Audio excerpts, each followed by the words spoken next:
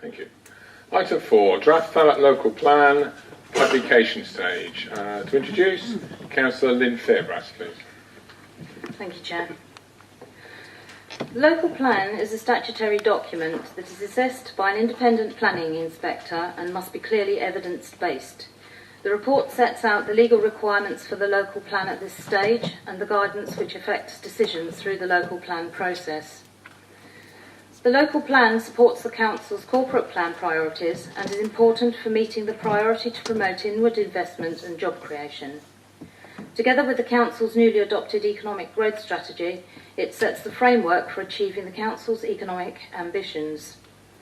Not only does it help to deliver the economic strategy, it also makes provision for new housing to meet local needs and to support the growth of the workforce and other development requirements, and supports the provision of key new infrastructure.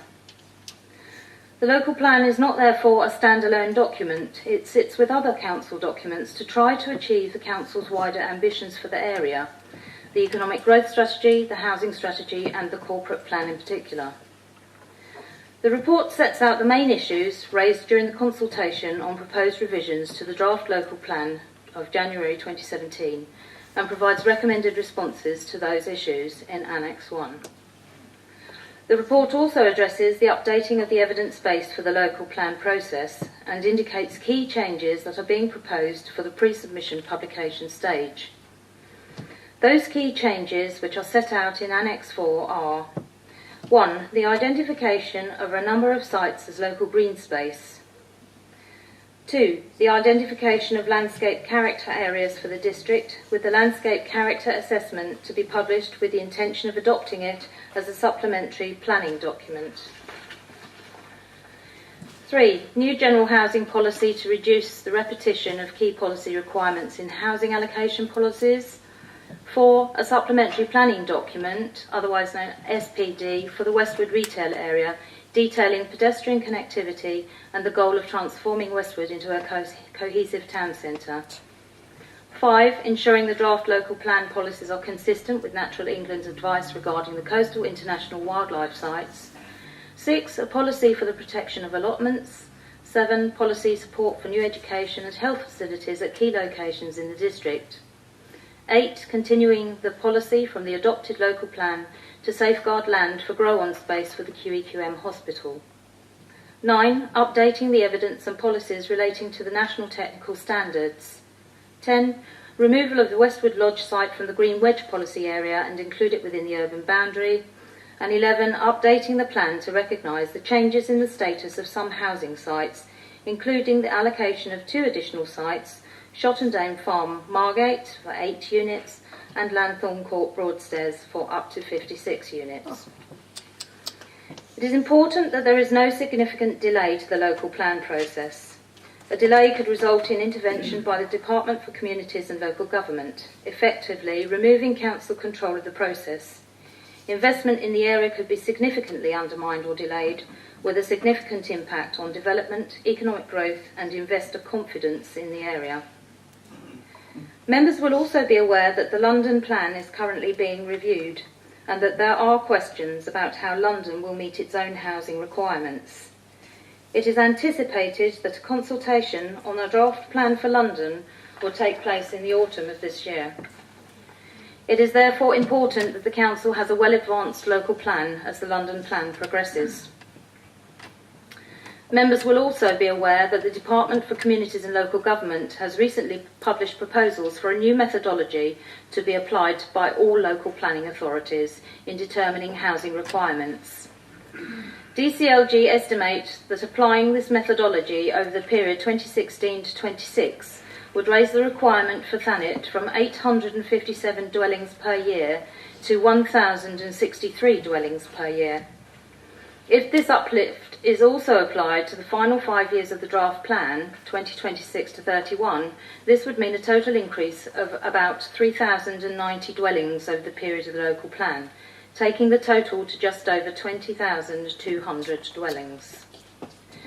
The consultation document indicates that where a draft local plan has not been submitted for examination by the 31st of March 2018, the new standardised housing method should be used. If the draft plan is not submitted to the Planning Inspectorate by that date, the Council would then need to revise the draft plan to incorporate the additional housing requirement. This represents a significant risk both to the Council's draft local plan and to the wider planning of development in the district. It would also result in significant delay to the draft plan and additional costs to be borne before the draft plan reaches submission stage in the review of evidence. The additional cost is estimated to be more than £75,000. It is also important that the Council makes decisions based on the available evidence and follows government guidance. A draft plan that does not do so is likely to be found unsound at examination by an independent planning inspector. This is likely to lead to significant delay in adopting a plan. This has been the experience of other councils in Kent who have had to make significant amendments to draft local plans. Without an up-to-date local plan based on evidence, there is a risk to planning application decisions. The Council would not be able to demonstrate a 5-year housing land supply and would therefore be at particular risk at appeal in relation to housing developments. This risk would not only be losing appeals or High Court challenges, but potentially also having significant costs awarded against the Council, where decisions are made that do not reflect the available evidence. There is also a risk that critical infrastructure will not be provided, especially on smaller sites. In relation to the former airport site, members will also see from the report that Avia Solutions have reviewed the submissions made in relation to the airport and have not changed their evidence to the Council regarding the future viability of Manston. However, the draft policy for mixed-use development does not preclude some aviation use on the site. The report also indicates that the changes to the local plan timetable should be reflected in the Council's local development scheme, the published work programme for the draft local plan. The Thanet Transport Strategy, jointly prepared by Kent County Council and Thanet District Council, which supports the draft local plan, is scheduled to be published alongside the pre-submission draft local plan. This report will be considered by the Overview and Scrutiny Panel on the 21st of November, and the views of OSP will be reported back to the Cabinet meeting on the 14th of December 2017. As for the recommendations, I am proposing a slight amendment on Recommendation 1. I am recommending that Cabinet agree the draft local plan with the changes proposed in this report and the sustainability appraisal for publication for a period of 6 weeks following Council in January 2018 to allow comments to be made. Also agree to publish the Thanet Landscape Character Assessment for comment with the intention of adopting it as a supplementary planning document. Also recommend to Council that following the publication period, the draft local plan be submitted to the Planning Inspectorate for examination, and also agree amendments to the Local Development Scheme, the formal local plan work programme, to reflect the expected timetable. Thank you. Thank you. I will formally second that. We have a number of speakers over this item. Can I just remind councillors of the process, in that if what you're going to say has been essentially said by people who come before you, then please do not repeat the same points over and over. Okay, Councillor Britton, please. Thank you, Chairman. To begin with, the housing numbers are not evidence-based and truly reflect the need in Thanet. And as with the previous consultations, I believe that 6 weeks is nowhere near long enough and would suggest that the consultation period is extended to 8 weeks. I'm still amazed that members are being expected to make such important decisions regarding the local plan when we still have no confirmation from KCC regarding our infrastructure. Councillor Wells stated very clearly in a meeting attended by Councillor Fairbrass, Adrian Verrill, myself and our local campaigner Craig Solly that he would not approve the housing if there was insufficient money for the roads. So where are we regarding that now, please? And also, I think that to vote for the change of use in Manston is, well, I don't know whether you want to slit your wrists or your throat first. Thank you.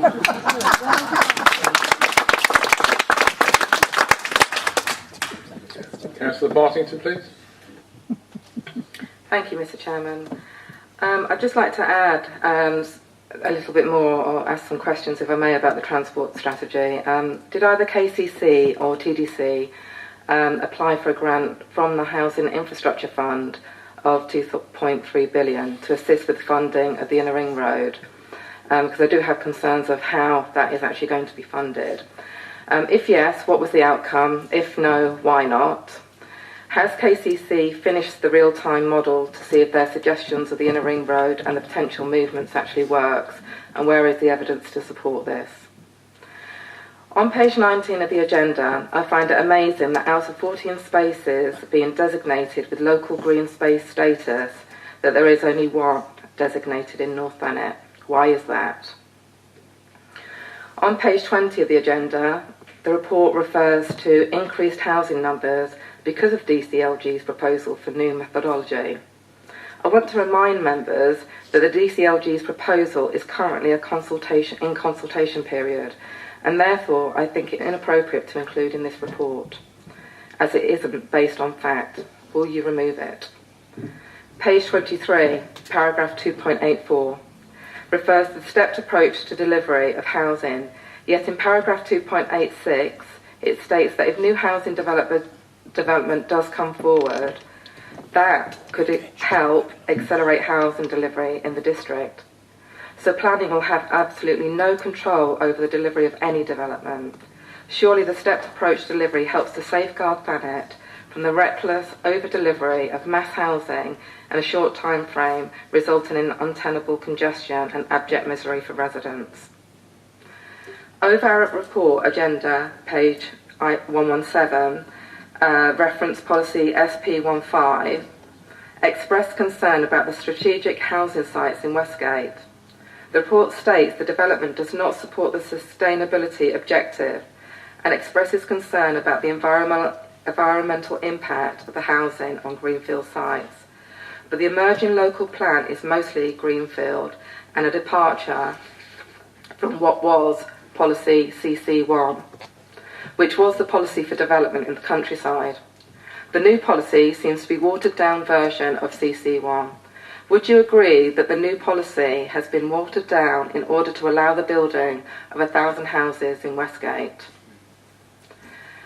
OVARP also reported on page 108 of the agenda, states that Manston Airport remains an important economic asset and opportunity to encourage growth in Thanet. Also, the economic strategy responses are interested on page 255, where it states that the Experian report has been used as a guide for the number of jobs coming into the district. Having read the Experian report, they did include Manston Airport as one of the job providers. We are all aware that RSP will be submitting their DCR application in November, and that is likely to be accepted within 28 days by the planning inspector for evaluation. As per the PIMS website, 90% of DCOs that reach the second stage are approved. Why haven't we got a Plan B, which was requested at overview and scrutiny? Yesterday, the Department of Transport stated that aviation demand forecasts, which show that the need for additional runway capacity is even greater now than ever, and that all 5 London airports will be completely full by 2030. Would you therefore agree that there is still waiting policy EC4 and Manston Airport should be a site for aviation in the national interest and not put forward for housing? Thank you.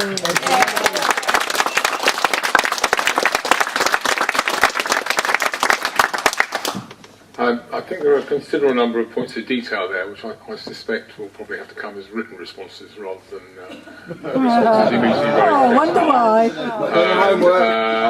Not done your homework.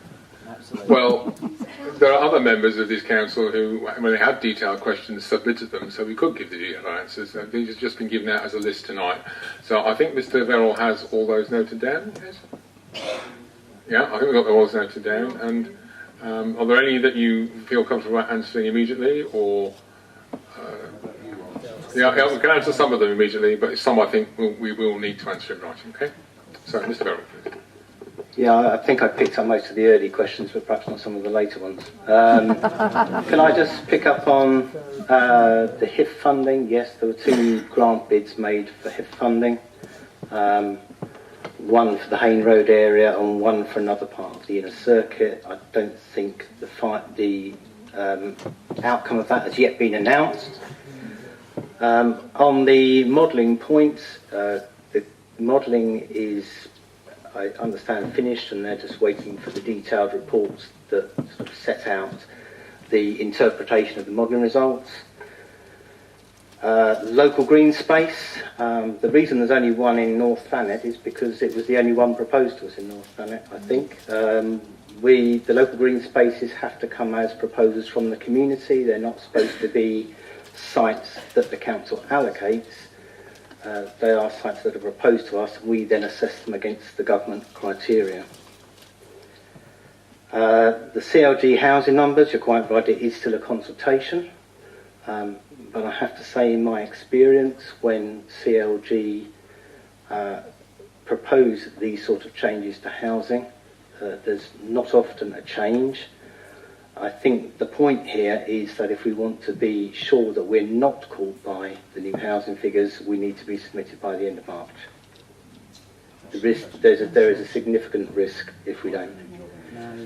On the stepped approach, the reason we've suggested a stepped approach is because of historic delivery in the area. We are not suggesting for 1 minute that housing could not come forward at a faster rate. But what we are saying is that we don't want to be caught with a government, a target that's set too high in the early years and that we cannot meet and get caught by the 5-year supply position. I didn't quite catch the SA questions, but I'm happy to try and pick those up later. The CC1 question, I think that's simply been changed to reflect the fact that government guidance has changed. And yes, in the Experian figures, there was a small number attributed to the airport, but it's a very small number out of the 5,000.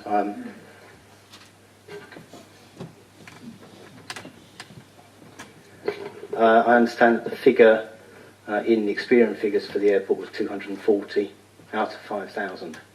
I think that's most of the questions. Okay, so could you, any of those that were missed there, could you just pass a note to Mr. Verrill and we'll make sure that those are answered as well? Okay, thank you. Councillor Shonk, please.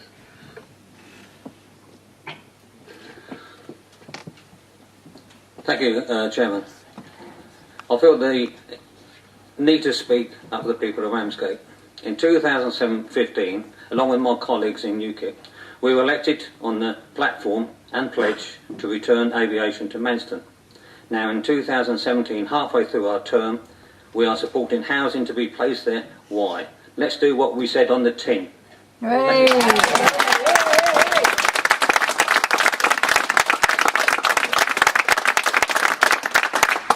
Councillor Kane, please.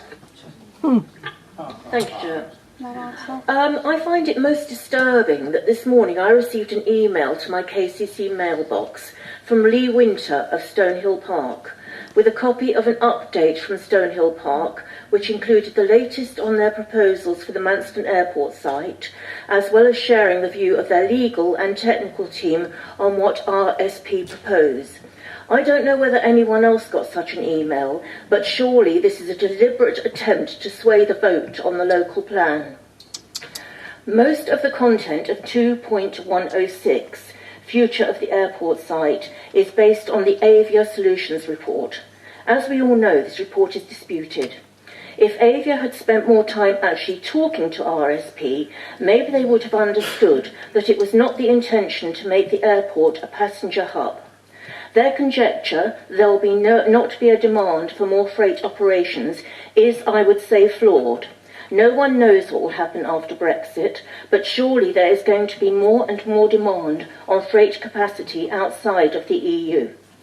UKIP are absolutely reneging on their pledge of only UKIP can save Manston. I am reminded of their big event at the Winter Garden carrying this mantra. As far as I can see, UKIP have let the people of Thanet down. Argue with me you undoubtedly will, and come up with all kinds of reasons or excuses, but UKIP, you have not listened to your electorate. What on earth will you say if the DCO is granted? Thank you.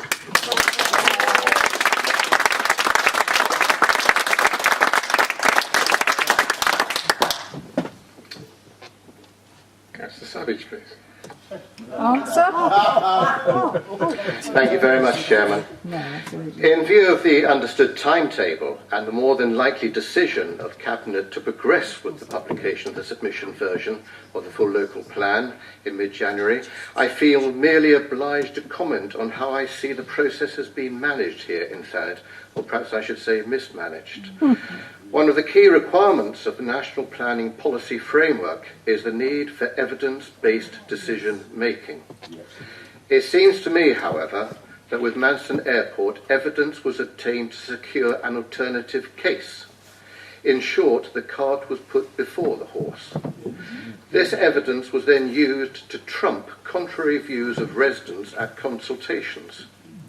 In fact, under 2.112, Avio agree with Azimuth that there is sufficient local catchment for a passenger airline's presence, and with Brexit, a matter UKIP are surely preoccupied with, a cargo hub with the world could well have turned out to be an opportunity lost. I cannot help but feel there will be a considerable number of people in Thanet feeling manipulated by the whole process, and they will remember you and your electoral promise. Thank you, Chairman.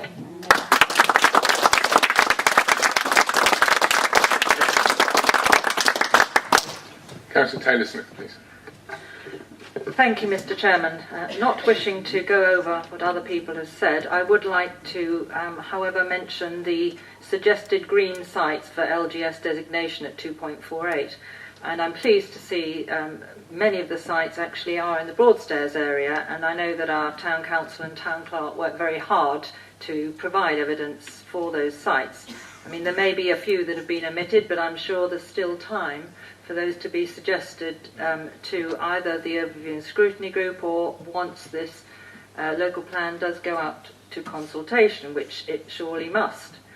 I do think the consultation is very important. I mean, sometimes we call the word engagement, sometimes it's in consultation. I don't know whichever it is today. But I would like to agree that 6 weeks is a very short time, and I would like to urge Cabinet to consider a minimum of 8 weeks.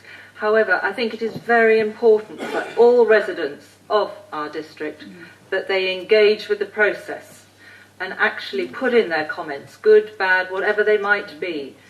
And all those comments will, as far as I understand, go straight to the Planning Inspectorate. They will not come back to this council. I think that's correct.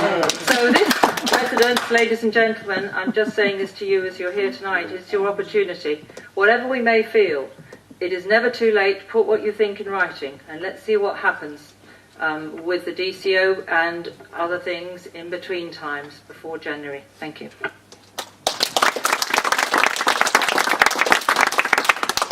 And Councillor Bakeford, please. Yeah, thank you, Chairman. I mean, really everything has been said that I would want to say, and we find that these meetings really, from our point of view, aren't very useful, because all that happens is that we come along, Cabinet say what they're going to do, allow us to jump up and down a bit, and then go ahead and do what they were going to do anyway. The important meetings, I think, are to follow. There's going to be a number of overview and scrutiny meetings where I trust that councillors will hold the administration to account, particularly over Manston, but that's not the only thing. There's lots of issues that people are concerned about, and that's our chance to question thoroughly. But the real crunch is the council meeting in January, and I just hope that at that meeting that all councillors will follow their conscience and vote the way their conscience tells them. And I'd just like to take this opportunity to assure the residents of Thanet that as far as the Conservative group on TDC is concerned, the fight for Manston Airport continues.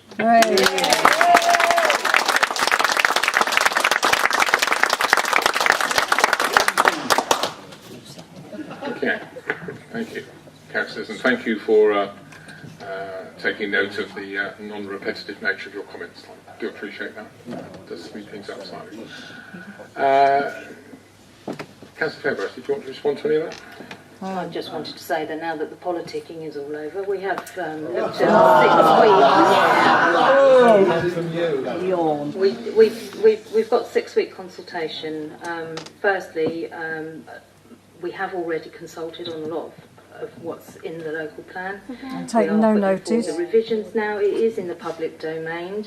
It will be in the public domain until it goes out, if it gets voted through council, if it goes out to when it goes out to consultation after the council meeting. And so it is only for that 6-week period that there are for comments. So it is in the public domain and people can look at it during that time. So the more houses there are, more windows. Thank you. Yeah, cabinet members? No? Okay. We have a proposition before us. I, as seconder, will speak last. Number of assertions and comments made during the course of the evening. The issue is really pretty straightforward. We are, as a council, caught between a rock and a hard place. And those rocks and hard places are whatever preference we may have for wanting to use a particular site for a particular purpose. It has to be put forward with some evidence that stacks up.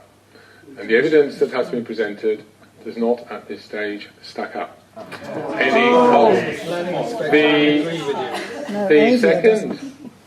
The second side of that rock and hard position is the one where we find ourselves facing increasing housing numbers, not just over the next few months, but over the last 2 or 3 years. And I think it's important in that context to remember that the local plan we are trying to actually progress was supposed to start in 2011. And that complicates things enormously. If it had started in 2011, the housing numbers we were dealing with would be nowhere near the numbers we are now, even after the first 5-year revision. Not true. So there are serious issues in relation to the way local planning has gone within the context of the last few years, both here and in a number of other places, people who are facing exactly the same issue. Thirdly, whatever the status of a particular consultation, I think government and indeed opposition at national level have made it quite clear that as far as they are concerned, the way forward for this country in the immediate future is about building more houses. And pressure on building more houses is not just being applied to us here in Thanet, it is being applied across the whole country. And the Secretary of State for Communities and Local Government has made it quite clear in what he said publicly in July and what he has said since, that actually the number of houses that they're going to demand of local government has actually gone up. It hides under all sorts of interesting agenda titles. It hides under growth strategies and economic development and regeneration and all sorts of other things. But the bottom line is both Labour and Conservative national positions are that we actually need to build more houses. And there's no way in that context that one district council can actually duck what's being structured around them by both the national government and the national opposition. And that's why in listening to what the residents of Thanet certainly say very clearly is that they already feel that the housing numbers are too high, and that therefore taking the risk of seeing them jerked yet again in the context of yet another delay in a plan that should have actually come into place some 6 years ago is something that I think that most of us would not countenance in our consciences, because actually the differential there could be anything up to another 300 acres of greenfield site, and I think many of us would find that a very, very uncomfortable proposition. We have a set of recommendations that have been proposed and seconded. All those in favour of the recommendations, please? Typical. Well done, Stuart. Thank you. We have and that brings an end to item 4. Item 5.